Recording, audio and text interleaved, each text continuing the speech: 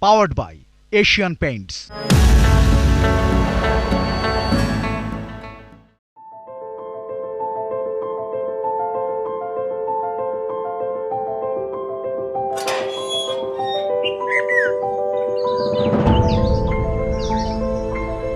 Social মিডিয়ায় কিছু ছবি দেখে বাড়িটি দেখার ইচ্ছে জেগেছিল। ঢাকা শহর থেকে কিছুটা দূরে মফস্বল শহরের ৮-১০টা অলিগলির মতো ধুলো মাখা এক গলিতে এর অবস্থান। পায়ে হাঁটা পথ ধরে যখন ভেতরে ঢুকছিলাম তখনও প্রত্যাশা করিনি বাড়িটি চোখের দেখায় দেখে এতটা ভালো লাগবে। লাল ইট আর কংক্রিটে তৈরি ছোট এক দালান, পলেস্তারাহীন, কোথাও কোনো বাহুল্য নেই। ৩ কাঠারও কম জমির প্রায় অর্ধেকটা ছেড়ে দেওয়া। চারপাশ ঢেকে আছে সবুজ ঘাস আর ছোট বড় গাছে। বারান্দা থেকে ঝুলছে লতা। ইটের ঘুলগুলি দিয়ে রোদের আলো ছায়ার খেলা চলছে। পরতে পরতে দেশজ ছাপ আছে, মিশে আছে প্রকৃতি। এমন বাড়িটি দেখতে পেয়ে মনটা প্রশান্তিতে ভরে গেল। বাড়ির মালিক তার সীমিত সাধ্যের ভেতরেই সবটুকু সুখ পেতে চেয়েছেন, তবে শেকড় ভুলে যেতে চাননি, সেটি স্পষ্ট বোঝা গেল।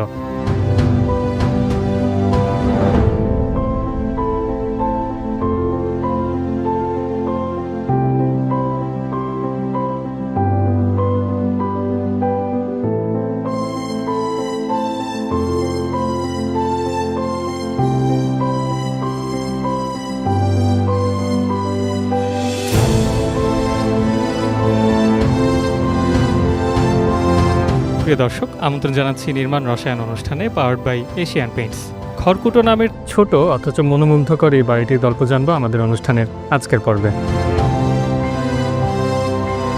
এই জায়গাটায় যখন বাড়ি করার সিদ্ধান্ত নেই, আশপাশের লোকজন এবং সবাই বলছিল একটা হাইরাইজ বিল্ডিং করার জন্য, ইন্ডাস্ট্রিয়াল এলাকা, বাড়ি ভাড়া প্রচুর পাওয়া যাবে, কিন্তু আমার কিছুতেই মন টানছিল না। আমার মনে পড়ছিল যে ছোটবেলায় যে বাসায় আমি থাকতাম, একতলা একটা বাড়ি, সামনে উঠোন, বৃষ্টিতে ভিজতে পারবো, রোদ দেখতে পাবো, সেই রকম একটা বাসা। তো এই ভাবনাটা যখন কাজ করছিল কিভাবে করব, বাড়ি করা তো খুবই একটা হ্যাসেল, রড সিমেন্ট কেনা, লেবারদের সঙ্গে কথা বলা, বাড়িটা কে তৈরি করে দেবে। আমি যেহেতু প্রফেশনালি ব্যাংকার, এই সময়টা আমার নাই। তো এই ভাবনা থেকেই সোশ্যাল মিডিয়াতে আমি প্রথম নকশাঘর নামের এই প্রতিষ্ঠানটাকে খুঁজে পাই। ওনার সাথে প্রথম মিটিং হয় আমাদের অফিসেই। আমরা বললাম যে আমরা আর্কিটেক্ট এবং ইঞ্জিনিয়ারদের আমাদের একটা গ্রুপ, আমরা আসলে ডিজাইন করছি এবং শুধু ডিজাইনটাই করছি না, আমরা টোটাল বিল্ডিংটা আবার কনস্ট্রাকশনের দায়িত্ব নিয়ে আমরা ফুল প্যাকেজ আকারে আমরা কনস্ট্রাক্ট করে দিচ্ছি। মানে আমাকে কোনো কিছুই করতে হবে না, শুধুমাত্র আমি মাঝে মধ্যে এসে দেখবো, বাড়ির চাবিটা আমাকে বুঝিয়ে দিবে, এবং বাজেটটাও দেখলাম আমার সাধ্যের মধ্যে। এবং সেই অনুযায়ী উনি টাইম টু টাইম ওই পেমেন্টগুলো করেন এবং আমরা আমাদের কাজটা শুরু করি।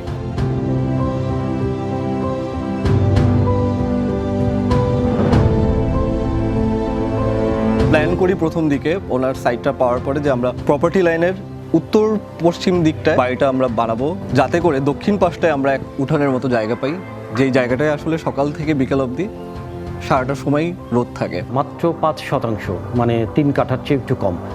তো এই ছোট জায়গার মধ্যেও আমি বেশ কিছু স্পেস খালি রেখেছি গ্রিন রাখার জন্য, সবুজ ঘাস, গাছ, সবজি এগুলো যেন লাগাতে পারি।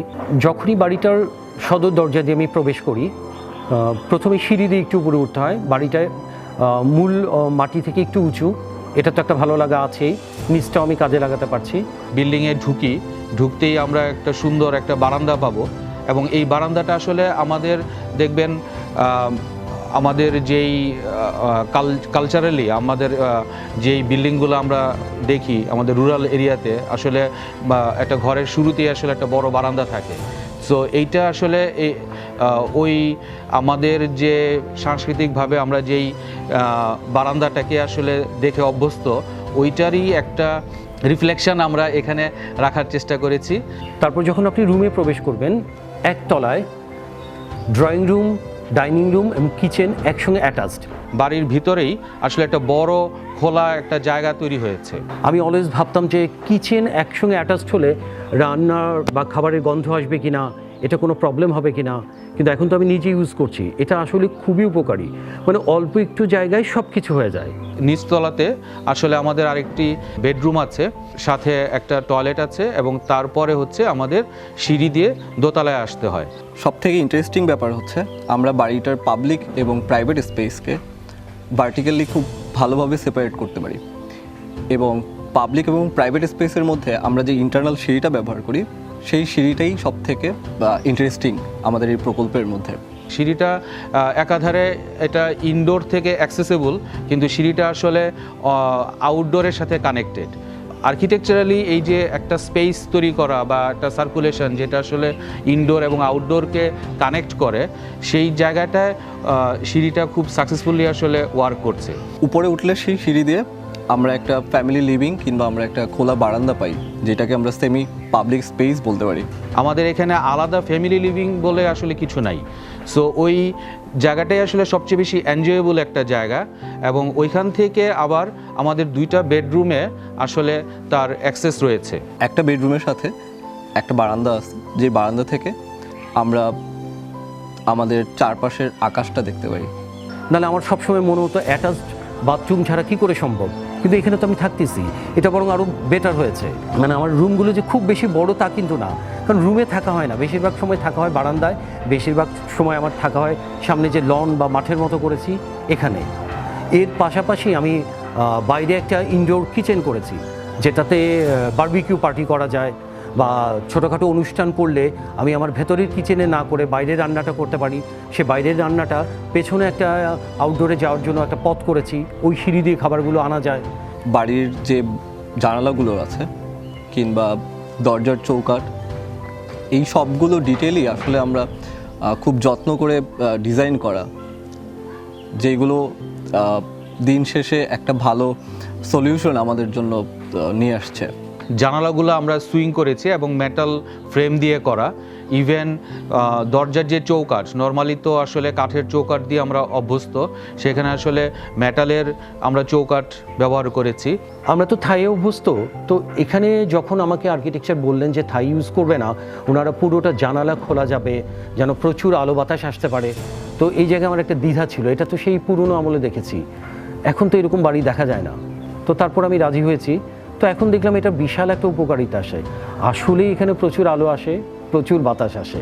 বেডরুমগুলোতে আমরা স্কাইলাইট ইউজ করেছি। তো স্কাইলাইটে যেটা হচ্ছে যে আমরা যেহেতু ছাদে আমরা আসলে করুগেটেড শীট আমরা দিয়েছি, সো ভিতরের যে বাতাস, এই বাতাসটা বের হয়ে যাওয়ার জন্য স্কাইলাইটটা খুব প্রপারলি কাজ করে। অ্যাট দ্য সেম টাইম আমাদের আলোটাও আসতেছে। শুয়ে শুয়ে আকাশ দেখতে পাবো, এটা তো কল্পনাই করা যায় না ঢাকা শহরে। তো ওনারা যে সিস্টেমটা করে দিয়েছে, আমি যদি খোলা রাখি তো এই স্লাইডিংটা অন করলেই শুয়ে শুয়ে আমি আকাশ দেখতে পাই, রাতের বেলা তারা দেখতে পাই।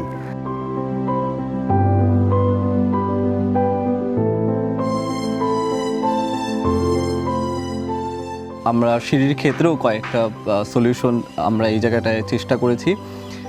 বিল্ডিংয়ের হাইটের ক্ষেত্রেও আমরা কয়েকটা সলিউশন আনার চেষ্টা করেছি, যেই সলিউশনগুলো আসলে দিন শেষে বাড়িটাকে একটা নতুন মাত্রা যোগ করেছে, যেটা আসলে আমাদের এই ভৌগোলিক অবস্থানে আমাদের যে ক্লাইমেটিক কন্ডিশন, এই ক্লাইমেটিক কন্ডিশনের সাথে এটা খুব সুন্দরভাবে আসলে মার্চ করে গেছে। প্রথম দিন যেদিন বাড়িতে ঢুকি, মানে আমি মুগ্ধ, আসলেই মুগ্ধ। অসাধারণ একটা বাড়ি হয়েছে, এবং যেটা আমাকে ভিজুয়ালি ওনারা দেখিয়েছে তার চেয়েও সুন্দর এটা প্রেজেন্টেশন। বাড়িটা আসলেই আসলে মন ভরে যায়।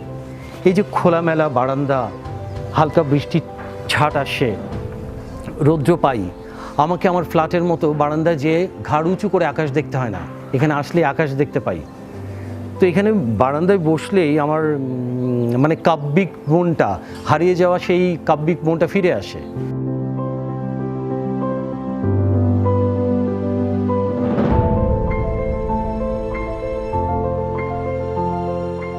আমাদের শুরুতেই টার্গেট ছিল যে বাজেট কিভাবে কমানো যায়, কম বাজেটের ভিতরে কিভাবে ভালো জিনিস দেয়া যায়। তো সেই ক্ষেত্রে আমরা অনেকগুলো আমাদের ডিসিশন নিতে হয়েছে, যেমন আমরা হয়তোবা সিলিংয়ে প্লাস্টার করি নাই, তারপরে আমরা টাইলস ব্যবহার করি নাই ফ্লোরে, কমন ফ্লোরগুলোতে আমরা হয়তো টাইলস ব্যবহার করি নাই, আমরা নেট ফিনিশিংয়ে গেছি। এবং এইগুলা করেও আসলে একটা অ্যাস্থেটিক্যালি একটা সুন্দর বিল্ডিং আসলে করা সম্ভব, সেটাই আমাদের আসলে মূল টার্গেট ছিল। 6 তলা বাড়ি করলে আমি অনেক বেশি আর্থিকভাবে লাভবান হতাম, কিন্তু সেটা না করে আমি এই যে বাড়িটা করেছি, এই বাড়িটাতে এসে আমি যেটা পাই, আমার মনে হয় এখানে আর্থিক লাভবান হচ্ছে কি হচ্ছে না এই বিষয়টাই একেবারেই উচ্চ। এখানে এসে আমি যেটা পাই, মেন্টাল স্যাটিসফ্যাকশন, মানসিক প্রশান্তি, আমি নস্টালজিয়ায় ভুগি, আমার ছোটোবেলাটা ফিরে আসে, আমার সাহিত্যিক ভাবটা ফিরে আসে। এবং মজার বিষয় যে আমি আবার নতুন করে লেখালেখি শুরু করতে পেরেছি, যেটা দীর্ঘদিন চাপা পড়েছিল। তো আমার মনে হয় এই লাভটা টাকার অঙ্কে আসলে হিসেব করা যায় না, যাবেও না। তো এইভাবে যদি লাভবান হতে চান তাহলে অবশ্যই এরকম বাড়ি করা উচিত প্রত্যেকেরই এটা ভালো লাগবে, ভালো লাগার কথা।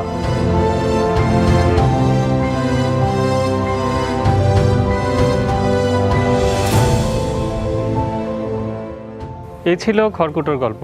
সময় হলো বিরতি নেবার, বিরতির পর থাকবে এক্সপার্ট টাইম। সে পর্যন্ত আমাদের সঙ্গেই থাকুন। Powered by Asian Paint. Powered by Asian Paints. প্রিয় দর্শক, বিরতির পর নির্মাণ রসায়ন অনুষ্ঠানে আরও একবার স্বাগত জানাচ্ছি। এবারে থাকছে এক্সপার্ট টাইম। সবাইকে স্বাগত জানাচ্ছি আজকের এশিয়ান পেইন্টস এক্সপার্ট টাইমে। আজকে আমাদের সাথে আছেন আর্কিটেক্ট নাজলি হোসাইন আপা। আপা কেমন আছেন? ভালো আছি।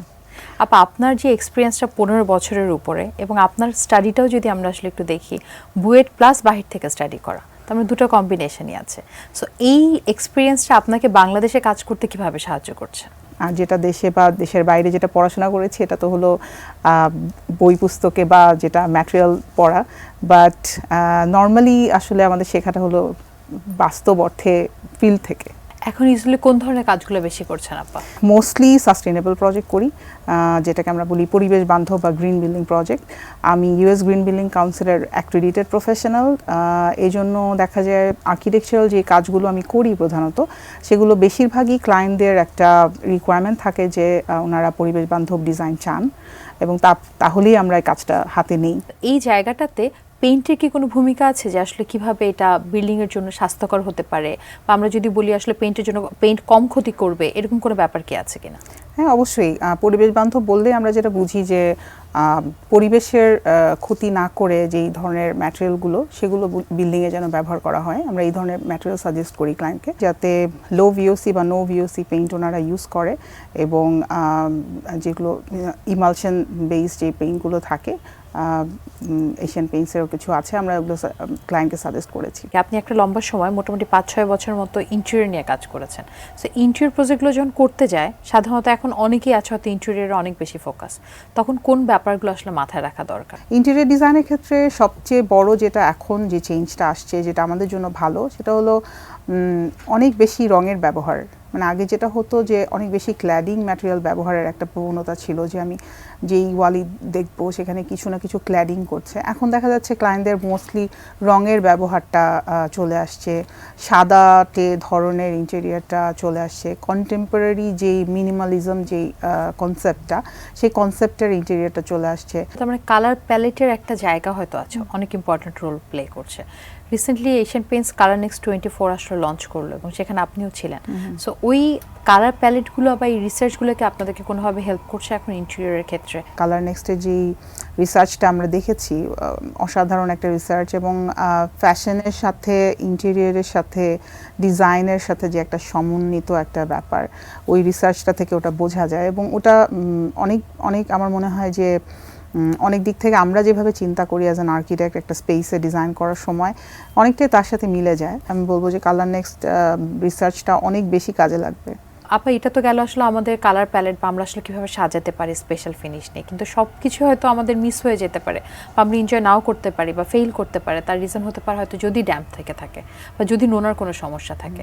সো পুরনো বিল্ডিং বা নতুন বিল্ডিংয়ের ক্ষেত্রে ড্যাম্প প্রুফিংয়ের জন্য আপনারা সাধারণত কী সাজেস্ট করে থাকেন? পুরনো বিল্ডিং যেগুলো ব্যবহারটা চেঞ্জ হয়ে যাচ্ছে, বা ক্লায়েন্ট হয়তো একটা নতুন ভাবে জিনিসটাকে রিমডেল করতে চাচ্ছে, সেক্ষেত্রে আমরা সাজেস্ট করি যে ওয়ালগুলোতে প্লাস্টারের আগে যেন ড্যাম্প প্রুফিং সিমেন্টিশিয়াস একটা কোটিং দিয়ে লাগিয়ে নেন আর এরপরে প্লাস্টারটা করেন, তারপরে পেইন্ট। সেক্ষেত্রে পেইন্টটাও আমরা বলি যে অবশ্যই যেন ওটা মাথায় রেখে করেন। সেক্ষেত্রে বাইরের ওয়াল হতে পারে যেগুলোতে বৃষ্টির পানি ঢোকার সম্ভাবনা থাকে, এবং ভেতরে যেইগুলো টয়লেটের সাথে যে ওয়ালগুলো থাকে সেই ওয়ালগুলোতে আমরা সাধারণত বলি যে আপনারা এই ধরনের কোটিং ইউজ করেন এবং পেইন্টগুলো সেভাবে সিলেক্ট করেন যাতে ড্যাম্প প্রুফিংটা না হয়। কারণ একবার ড্যাম্প প্রুফিং হলে এটা পরবর্তীতে আর যায় না, আবার দেখা যায় প্রত্যেক বছরেই এটা হতে থাকে, দেখা যেতে থাকে। এখন যদি আরেকটু বলি সমসাময়িক ঘটনা, সেটা হচ্ছে বন্যা। এখন আমরা এই বছর যেটা জানলাম, যেখানে আসলে হয়তো বন্যা কখনো হয়নি বা অনেক লম্বা সময় হয়নি, সেখানেও দেখা যাচ্ছে এখন বন্যা হচ্ছে। সো এই জায়গাটাতে অ্যাকচুয়ালি আমরা কোন ধরনের, মানে ওই এরিয়াগুলোতে কোন ধরনের কাজ করলে বা কি স্টেপ নিলে মনে হচ্ছে আমাদের যে থাকার জায়গাটা আছে সেটা আরেকটু বেটার হতে পারে? বন্যাটা তো আমাদেরকে অনেক কিছু শিখিয়ে গেল, যে হঠাৎ করে একটা আসা বন্যা এবং অনেক ধরনের মানুষের ক্ষয়ক্ষতির ভিতরে যেতে হয়েছে। যাদের বাড়ি চলে গেছে সেটা তো অবশ্যই নতুন করে বানাবে, কিন্তু যাদের আছে তাদের কিন্তু বিশাল ক্ষতি। মানে তাদের দেখা যাচ্ছে যে আপনার প্লাস্টার খসে গেছে, রং খসে গেছে। তো এই যে জায়গাগুলোর থেকে বলবো যে আরেকটু সচেতন হতে হবে। প্লাস্টার করা, পেইন্ট করা, মানে বিল্ডিং ম্যাটেরিয়াল ব্যবহার এবং সেটা যে ফিনিশিংটা, এটা একটু ভালো করতে হবে, যাতে এই ধরনের যদি সাডেন কোনো ধরনের অ্যাক্সিডেন্টাল হয় তাহলে যেন এটা প্রোটেক্ট করতে পারে। সেক্ষেত্রে আমি বলবো ড্যাম্প প্রুফিং করাটা খুব ইম্পর্টেন্ট। থ্যাংক ইউ আপা, আপনার এত ব্যস্ততার মধ্যে আপনি আমাদেরকে সময় দিলেন, আপনার সাথে কথা বলে অনেক কিছু জানলাম। Thank you so much. Thank you very much আমাকে ইনভাইট করার জন্য। দর্শক, আজকে আমাদের অনেক ডিটেল একটা ডিসকাশন হলো আর্কিটেক্ট নাজলি আপার সাথে, যেখান থেকে আসলে আমরা বন্যা পরবর্তী পুনর্বাসন নিয়ে কথা বললাম, ইন্টেরিয়রের ক্ষেত্রে কোন কালারগুলো আমাদেরকে হেল্প করতে পারে এবং ড্যাম্প প্রুফিং কতটা ইম্পর্টেন্ট আমাদের বিল্ডিংকে লংজিভিটি দেওয়ার জন্য, সেই ব্যাপারে আসলে আমরা পরিপূর্ণ একটা আইডিয়া পেয়েছি। আশা রাখছি এই ডিসকাশন আপনাদেরকে হেল্প করবে আপনাদের যে কোনো ডিসিশন মেকিংয়ে।